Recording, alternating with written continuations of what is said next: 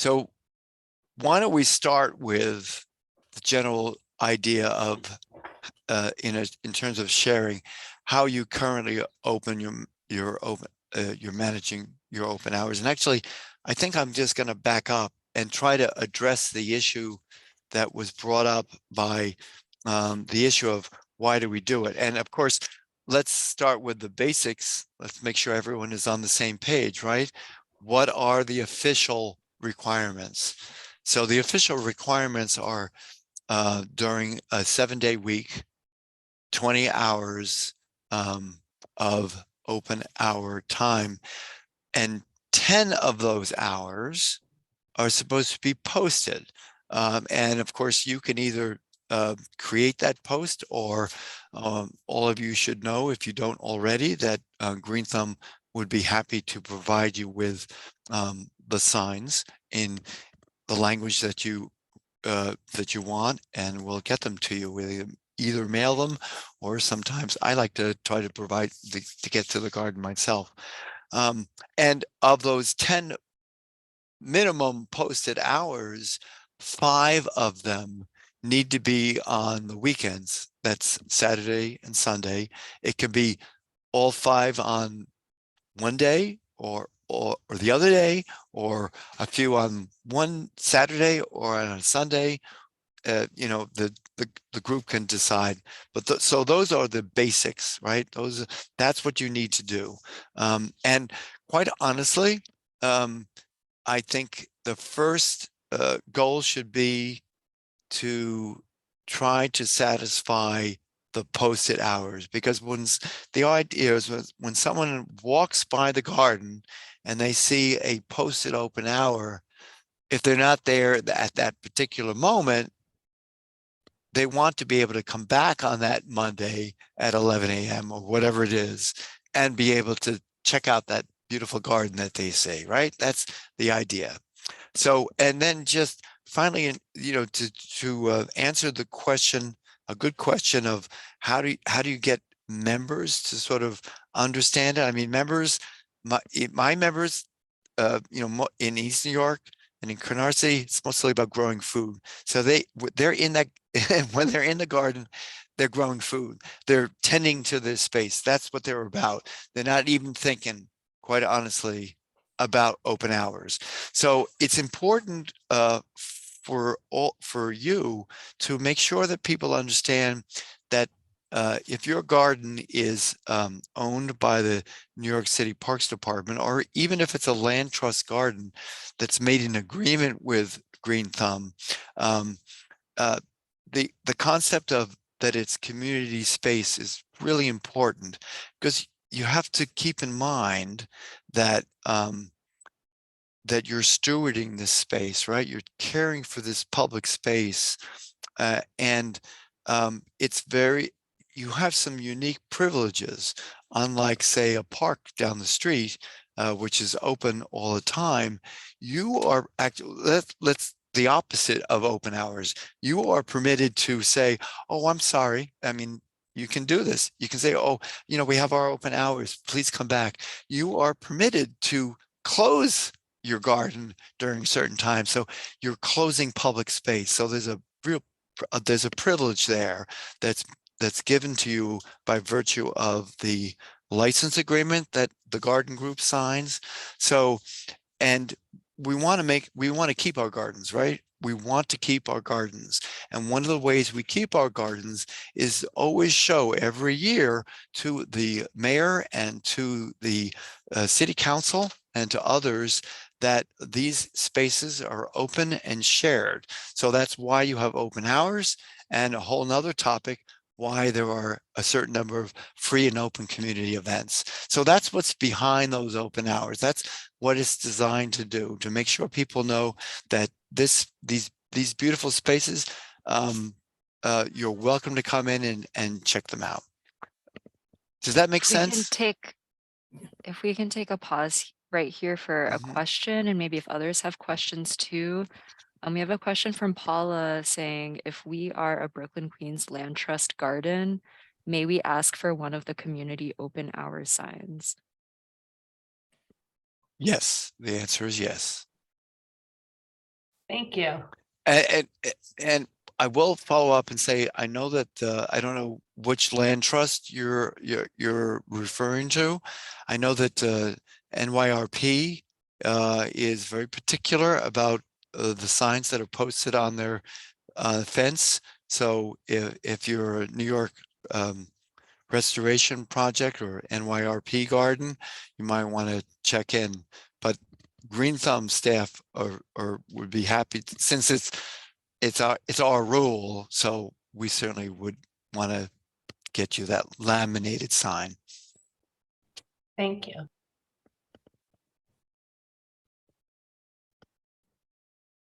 Any other questions, Eder? None in the chat, but anyone can feel free to unmute with a question or type another in the chat right now. Hey, Aliana, I submitted the question which you mentioned earlier about why garden borrows are important. We're a new garden, and we have found it difficult to find people to be available to open the garden. You know, I just planted seedlings. I finally just got the cap off of my hydrant so I can water stuff, right? So there are other challenges. We don't have places to sit, right? I'm trying to find people to build benches for us. So there are some limitations in having the garden open. People are working. We don't really have anyone. So I was hoping to get a little more deeper in that, you know, and that was helpful because I do constantly remind the 6 people who are involved, like, y'all signed this, y'all signed up for this. If it's not something you can commit to, then maybe this isn't right for you. But the 6 of us have to be responsible until we get more people. And if they don't want to be responsible, they got to find someone else to be responsible.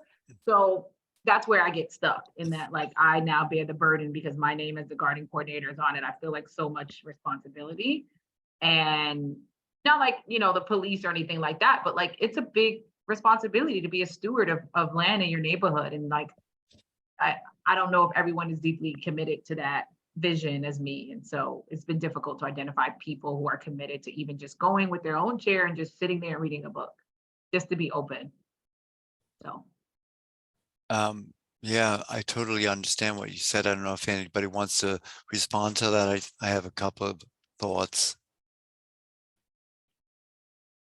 And we will be brainstorming together around this, the specific challenge you're bringing up a little later in the workshop. And I know a lot of people in this room resonate with your challenge. So hopefully, I know from Green Thumb, we're coming with a couple of our suggestions of things that you can try, but I know that other folks in this room will have suggestions too. So we'll get to brainstorm together.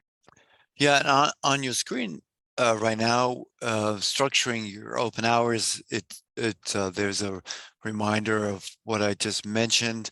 And again, you know, I would, especially in the case of gardens that have the challenges that Ms. Soto just talked about, definitely, you know, try to focus on those posted hours, those 10 posted hours, because that's the promise that you're giving to the community when you post that.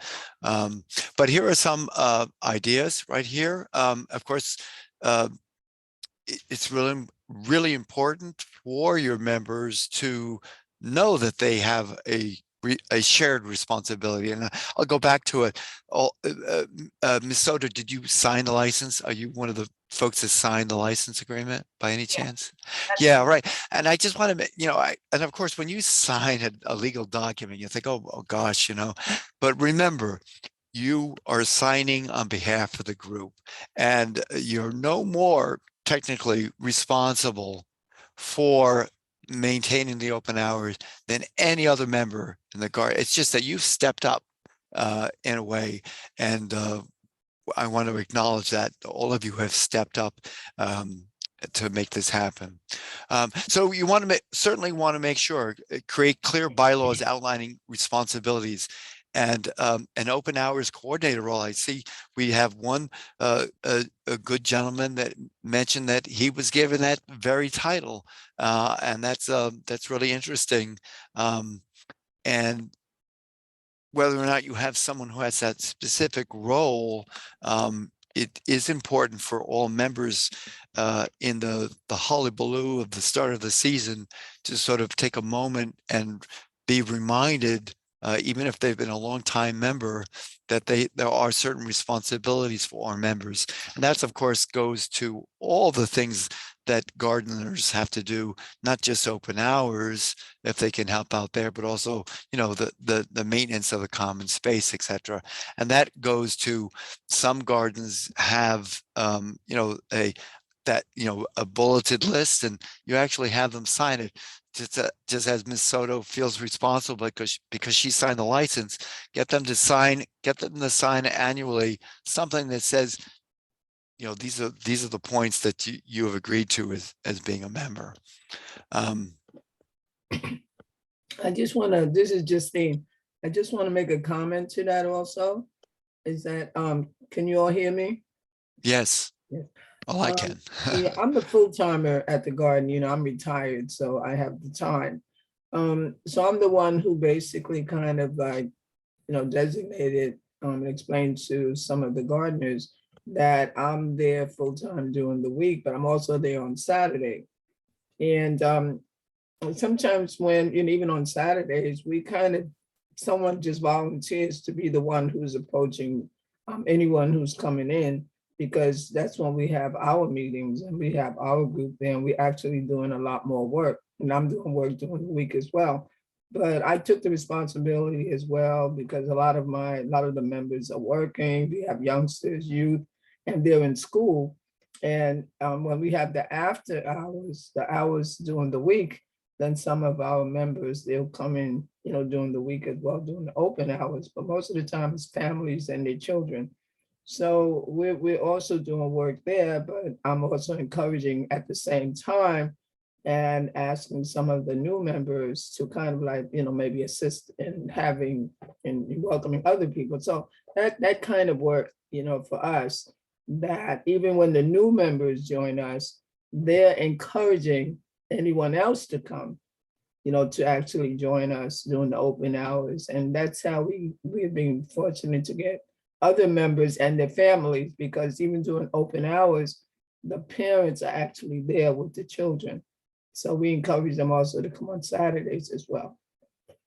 So, and most of our parents, and they're volunteers with us because the children are members. So they're willing to kind of like, encourage other people to come as well. So in that way, that's how, our membership grow. But we also have other people who is willing to actually encourage others to come.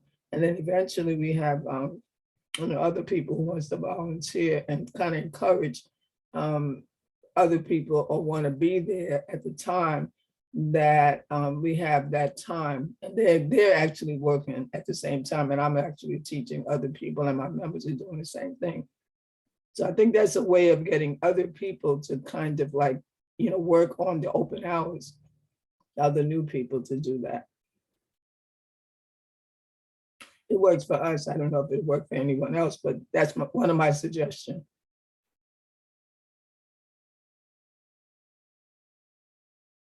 Thank you. Yeah, my name is Kingsley, River Garden. I like what I see on the screen, because typically this is how the garden has tried to manage the open hours in the past.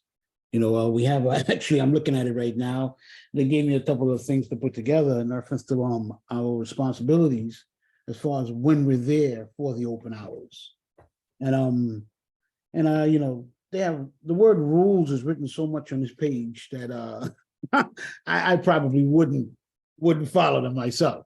So I realize that softening the language, making them not just a suggestion, but reminding everyone that it's a privilege, first of all, to be a member of the garden, and also that these rules that we have here, it's more like a code of conduct, really. How you want to be, how you want to act, how you want to behave in the garden, and if you need help, don't be afraid to speak to the coordinator maybe 3, 4 days or 5 days before you are responsible to be there. Just as a responsible member. And also, we have a lot of things to do. Watering, as people come in, someone has to And our garden hours, we have 2 members at a time. 2 members are responsible to be there all the time. But you know, like the person mentioned before, I am retired, so I will be there pretty much every day. But I don't want anyone to get the idea that I'm there as the all in and do all, you know, because that's not community, you know. And basically that's what I have. Thank you. Thank you both. I love those suggestions for really building the spirit of collective stewardship within the garden. You know, you're not just stewarding this land, but you're also stewarding like your relationships with each other and your capacities to all contribute to the space together. So I really appreciate what both of you have shared. And I definitely want to, you know, continue encouraging more folks to share their experiences in this room. I also wanted to lift out Kathleen's comment in the chat, writing, you know, we do require open hours, no work days, just being there, but we also never want anyone to feel like they'll lose membership because they have a sick parent or a work crunch or any kind of bad year. But it's hard to find the balance because we really do need people to show up. So I'm curious if anyone has a direct response to that. I think folks have already been sharing things that could be, you know, helpful for this particular challenge. And I also wanted to highlight something on the previous slide where we suggest having some kind of procedure or process for if someone can't make their open garden shift. So that's really something that you can build into, you know, your bylaws or garden rules or like member expectations or something. But, you know, what's the process for actually communicating that you're not able to make your shift so that someone else can come in and take that shift for you, and maybe you can make up a shift later, or if you're really having a bad year. I think it's really important, as you know, Kathleen is sharing in this comment, to, you know, have some empathy because we all go through hard times, and then that's where the community part comes in, and we show some care for our community members who maybe need to take a bit of a step back in that moment. I'd be happy to jump in and share something we've done. And it's not necessarily, I would say, a formal practice, but I think rooted in informality when people have difficulty, you know, hosting open hours, getting to the garden more often.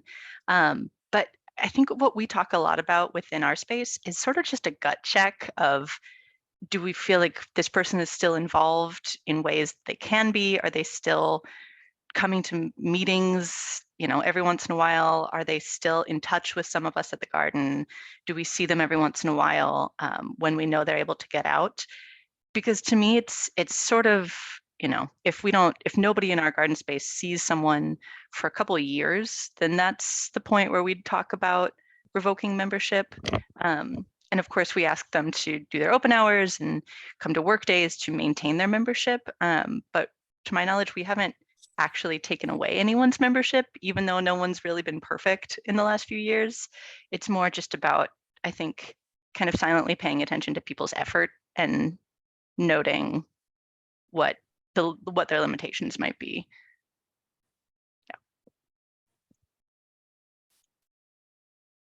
I'd also like to share an idea, and I wonder if folks use this sort of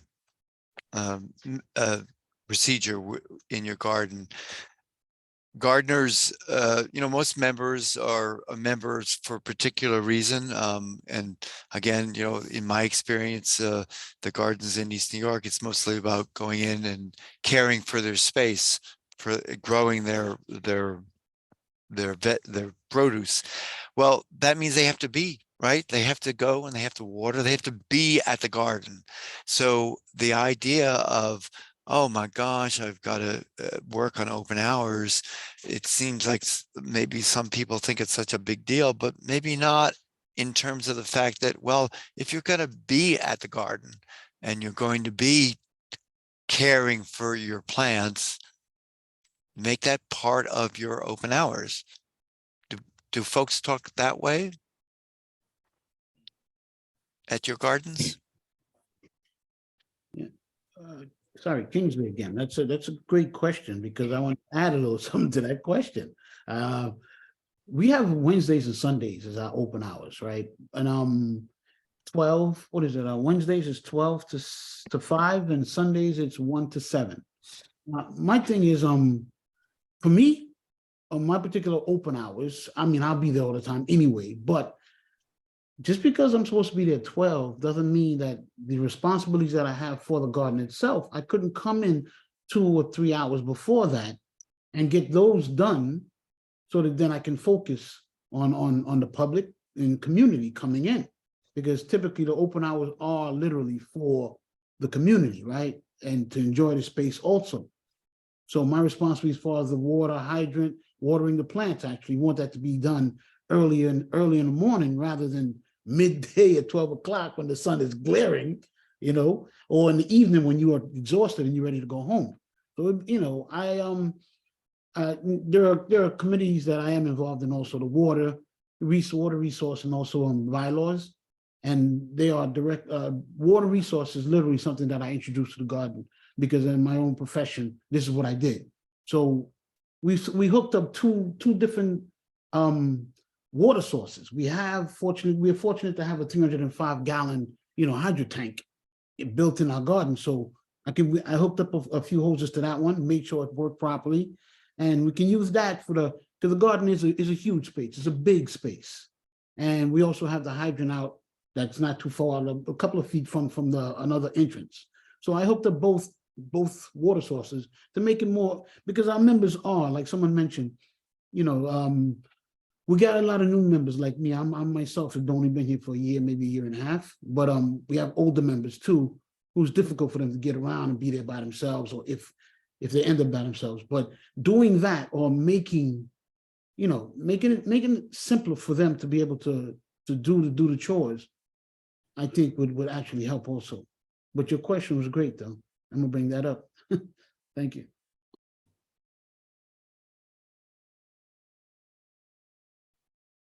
I see Alexis has their hand up. Go ahead.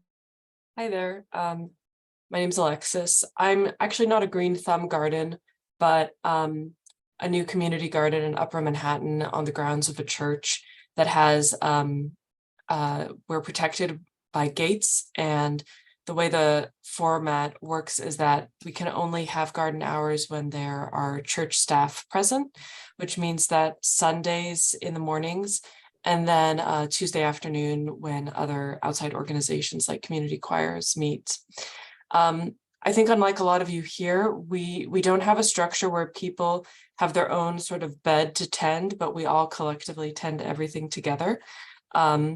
And I guess I'm the de facto garden coordinator. And one of the challenges I have had is, you know, one of the great things is that everything, anyone can come, and oftentimes we have repeat visitors, but garden knowledge and experience spans the whole gamut, but mostly is on the beginning level.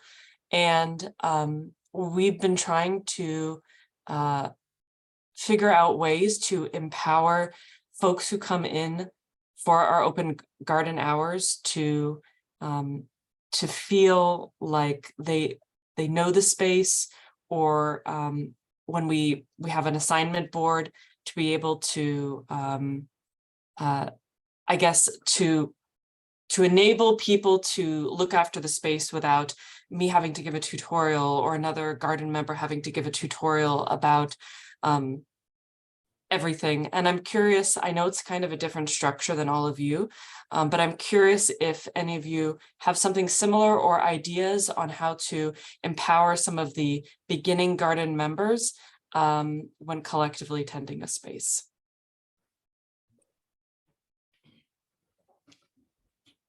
Alex, I have Justine, I have the same, sort of like a similar situation to your garden, because we all go together. We don't have boxes in the garden for individual people, or some of the organizations who want a box on their own, because we feel that everyone who comes to the garden should feel a part of the garden, that the garden belongs to them as well. So that's how we kind of encourage other people to come in with us, because we want them to feel that the garden is theirs since it's a community garden. So we don't, we don't assign boxes, especially since we work with children, youth, adults, and seniors. We want to make sure that, the garden is actually kept neat. So we all do the work together. We all grow together. We all grow the vegetables together, the food produce. We all cut the grass. So everyone learns to do everything that's in the garden. We also learn to water. We even show our 5-year-olds how to water with the water can. And as I say, most of the time when we have younger children, we encourage the parents to be there along with them. So we have that additional help as the parents as volunteers. We're always open. We're open basically 7 days a week, but on Sunday is when the gate is open for gardening. So, and then when we have new members come in, we condition them to the fact that, we have certain things that we all do, and everybody pitches in to welcome people into the garden. But most of the time we focus that mostly on the adults or the teenagers that are with us. So, and myself, we're basically there to encourage people to move around the garden freely. So when new people come in, everyone who knows the garden, other than the younger children, like the 5-year-olds to like 7-year-olds, but they're able to also work along with us to show people around the garden. But we're still doing work. We're still doing work. Even when I'm there, during the time of our open hours, we're still doing work. I'm still doing some work. I'm showing them exactly what we do in the garden. I could be watering, I could be sort of like taking out our manual mower and just mowing, and also encourage those people who are visiting to kind of like mow it with me, with precaution. And also the parents too. So we're still doing the work. And I'm basically just demonstrating what we do in the garden when we have visitors who come there.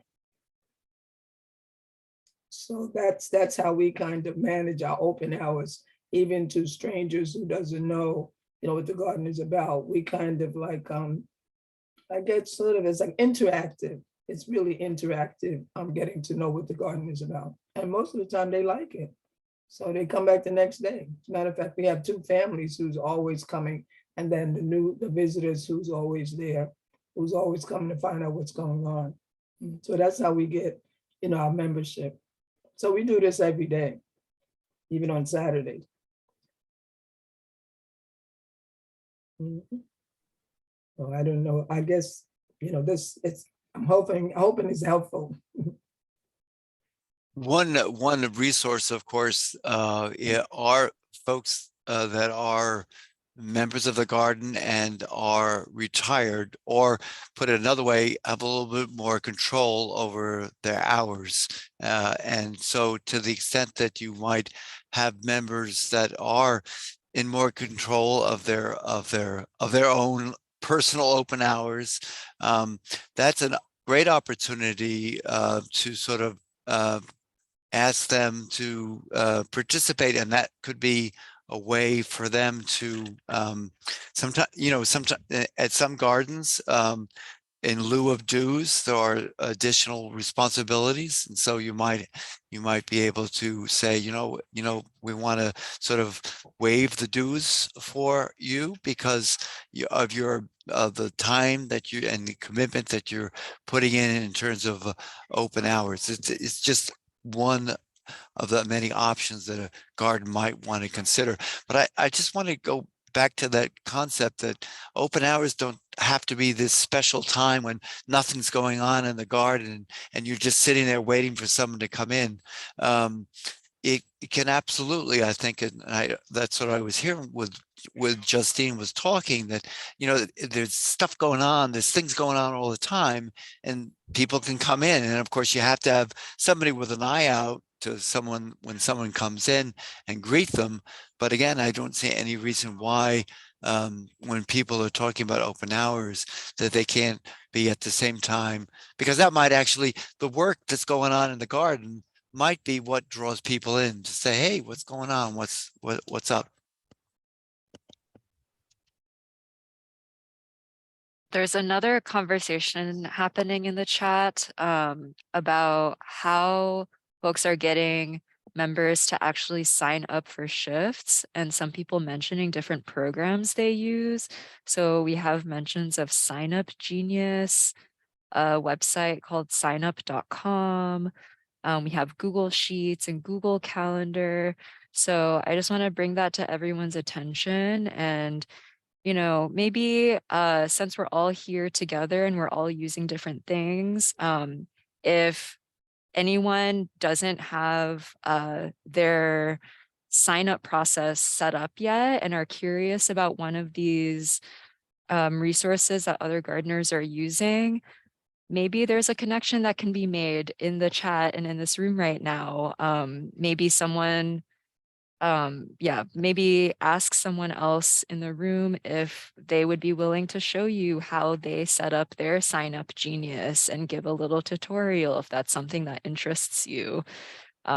So we have some really great resources, and anyone else who is using another program, feel free to share. And this kind of ties into a question that Sarah asked about how to handle language/tech issues for those who aren't totally comfortable with English or use tech like email much, and shares that many of our members are Bengali speakers, but none, including those fluent in English, have really wanted to take any leadership role in the 10 years that Sarah's been a member of the garden, and would love to hear what others do and more about translation assistance with Green Thumb.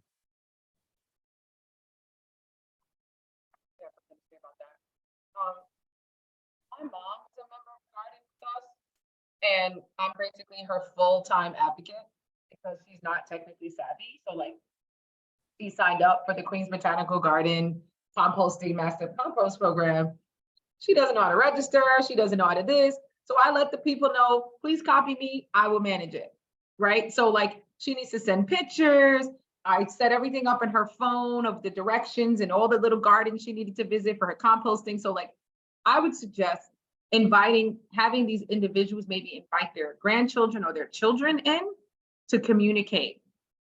So every time you text them, you text their children. Every time you email them or you have a calendar, and then you let, hey, your mom is so helpful here, like whatever, and we just want to make sure she's always included. That person will let them know, Mom, don't forget you got a garden meeting, Grandma, blah, blah, blah. And like, use the kids or the relatives to communicate, because they also want them to be active and busy. And so I'm pretty much that person for my mom, and she always signs up for stuff that she can't do. And I just kind of like, don't worry, like, okay. And I just do it for her, or I just make sure that she's there. And people have already come accustomed to like, just copy her daughter. Her daughter will make it. She signs up for a lot of these garden stuff.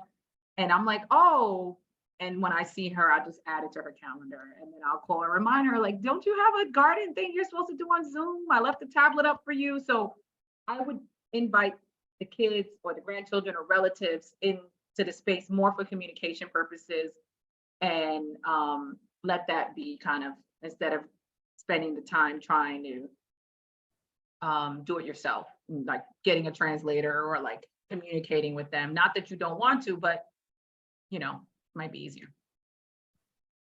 Those are excellent suggestions. And from an official Green Thumb point of view, know that if we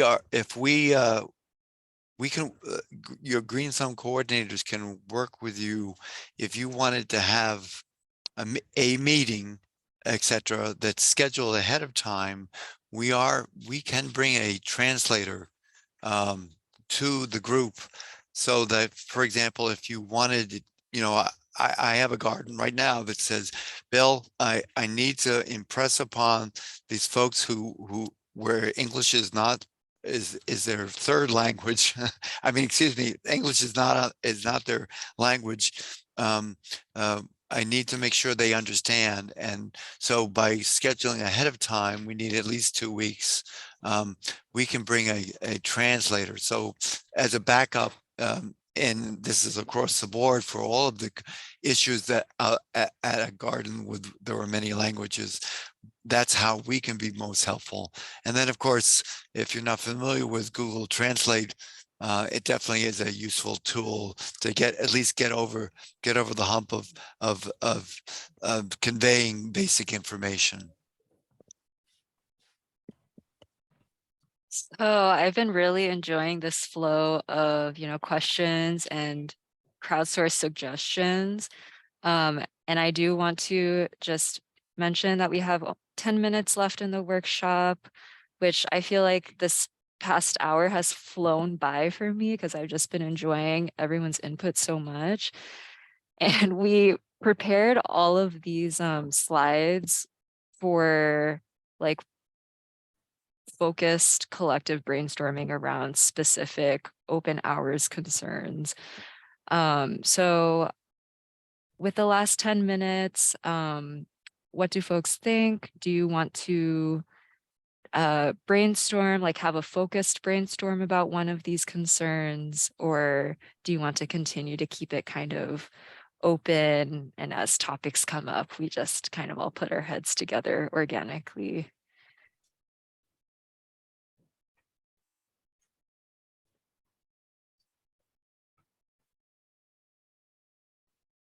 I guess another way to phrase that is anything really burning for any of you that you really want to address in the last 10 minutes that we're together? Question.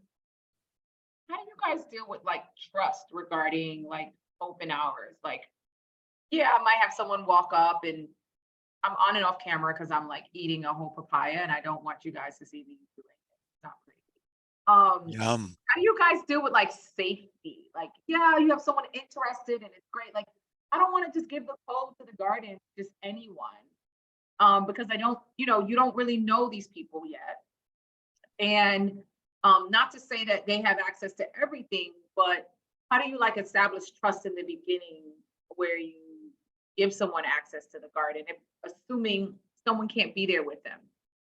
Right? That's not always the case. Like, oh, well, you coach them, you have someone there with them. Like, I'm not in a position to have that right now. I mean, if anyone were to come up, I would let you go. So I'd like to kind of talk about that. What are people's ideas around it? I can address that super quickly. So we have a process by which we have prospective members and then full garden members. And if you aren't in a place where a garden member can be there all the time with a prospective member, then it might be kind of tricky. But just for the sake of sharing how we do things, when we host open hours or when we have work days or anything in the garden, folks who are not yet members can come in and we ask for their help to do basic tasks around the garden, picking up trash, weeding areas, etc. And then once they complete 6 hours of work within the space, then they get a key, they pay their dues, they sign a membership agreement, which goes through all of the guidelines of what we recommend, not what we recommend, what we ask they do and don't do when they're in the space. And we're very very sincere when we share these asks. Please don't host parties, please don't bring alcohol in the space, please, yada yada. And so in that way, that's how we set up our expectations and the expectations of being a steward of the space and a member at Green Acres. Yes, setting up expectations right from the start. But I think it is dependent on having that membership base that can open the gates and can kind of guide people as they become prospective, as they go from being a prospective member to a member. One thing that I think garden members I hate to use have to, the word have to, but they need to understand is that it was mentioned that it's a privilege privilege to be in that space. And so there's a responsibility that comes with being a part of this organization, which is what a garden group is. It's a small organization, right? You know?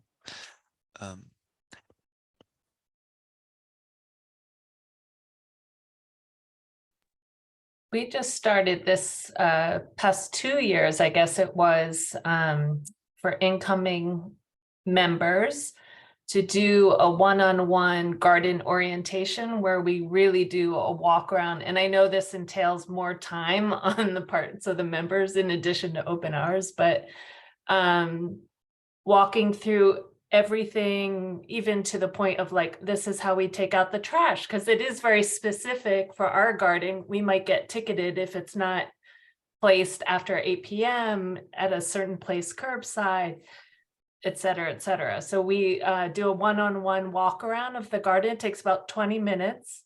We also do a new member questionnaire where we just ask like, what skills can you bring to the garden? And you know, so it's a little more personalized. We get to know them, and it's also how maybe they feel a little bit more invested in the garden as well.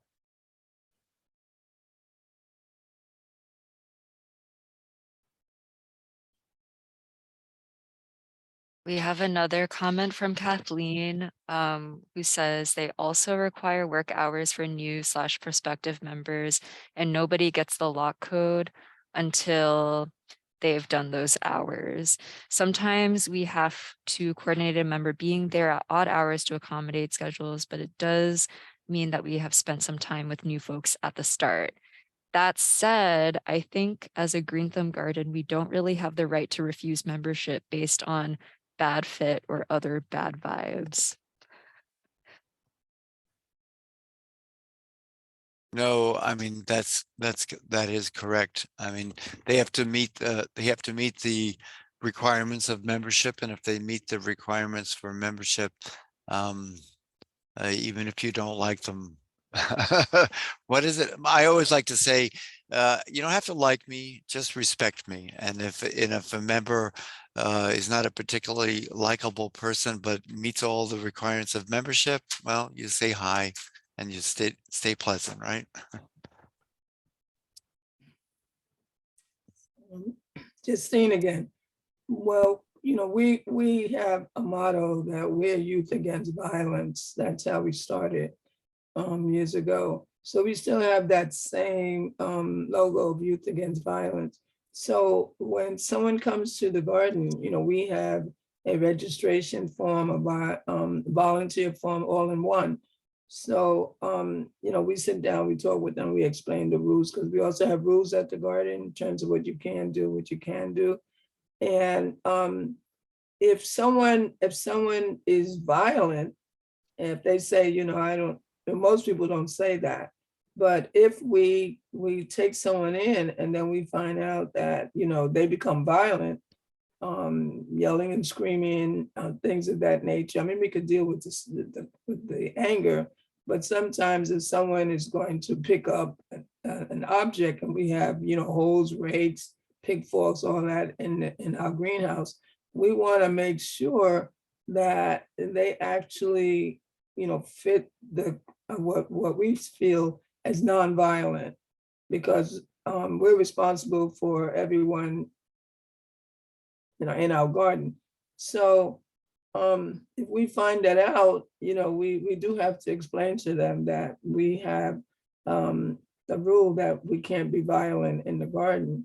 We used to have sort of like a place where they can just throw rocks and stuff. We don't have that anymore because most of the rocks are out of the garden.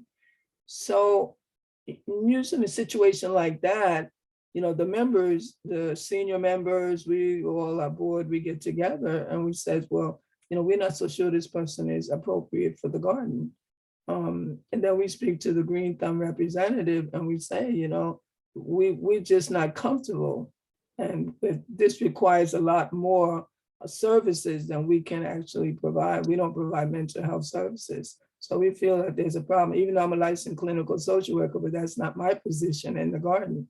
So we usually say, you know, we don't think that this person is it's really safe for garden members. So we do have to discuss the issue of the fact that they might not fit the garden. And we do have to discuss that with them as well.